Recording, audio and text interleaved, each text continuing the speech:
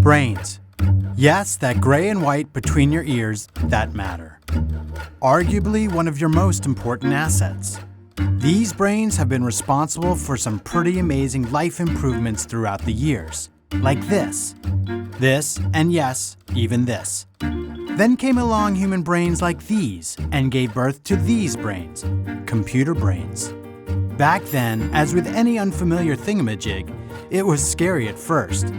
But humans adapted, as humans do, and life went on. Along the way, brains like these evolved these brains even further, allowing them to mimic human activities and take over repeated tasks. Things like this and this. In the near future, they may be programmed to do things like this and this, but probably not this. And while many of these easily bored brains would say, good riddance, it's caused these curious brains to think, will I still have a job tomorrow? Or will robots take over the world? Yes, jobs will change, and there will be painful dislocations in the short term. But our lives will be radically transformed for the better. After all, who wants to do the boring or dangerous work?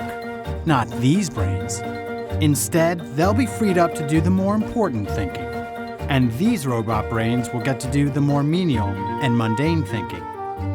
Companies will no longer have to waste resources and talent on low-level jobs that produce little value. They can now invest in new technologies, making the world more efficient, safer, and generally a better place to live.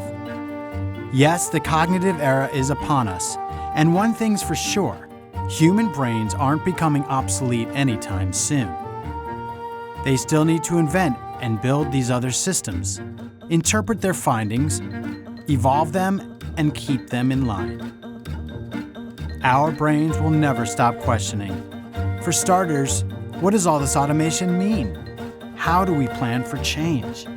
And how do we get ahead of it? We might not have all the answers now, but we're figuring it out, just like we've always done before, by putting our heads together and thinking forward.